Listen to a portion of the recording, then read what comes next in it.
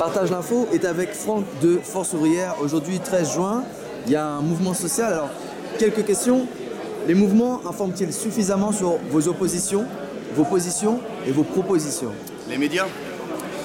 Les médias, forcément, ils ne nous aident pas énormément quand on construit un mouvement de grève, parce qu'on considère quand même que les médias sont largement subordonnés à des rédactions qui décident de la ligne éditoriale.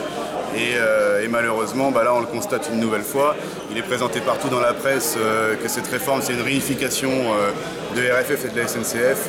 Or, il n'en est rien. Aujourd'hui, ce qu'on remarque, c'est qu'on explose la SNCF en 3 entreprises distinctes. On a 50 000 cheminots qui sont expulsés de la SNCF pour être regroupés dans une autre entreprise avec les gens des RFF. Et donc, il s'agit plus d'un démantèlement du chemin de fer public que d'une réunification. Donc ce sont ces raisons pour lesquelles vous êtes opposé à cette réforme alors? C'est les raisons principales pour lesquelles on y est opposé.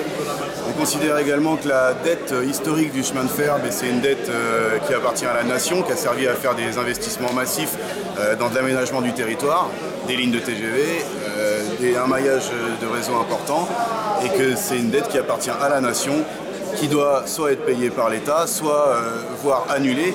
C'est peut-être là-dessus qu'il faudrait qu'il y ait un débat. Mais en tout cas, c'est pas aux cheminots à la payer par la dégradation de leurs conditions de travail, par des suppressions de postes, par une remise en cause de la réglementation du travail, l'équivalent de notre code du travail à la SNCF, parce qu'aujourd'hui c'est ça qui est proposé. Alors, ok, justement, vous vous opposez, et que proposez-vous? Ce qu'on propose, c'est que s'il doit y avoir une réforme du ferroviaire, alors il faut revenir à une situation antérieure à 97, avec la réintégration des RFF au sein de la SNCF, la réintégration des filiales, et que la SNCF récupère, qu'on obtienne un retour au monopole public du chemin de fer sur le réseau national.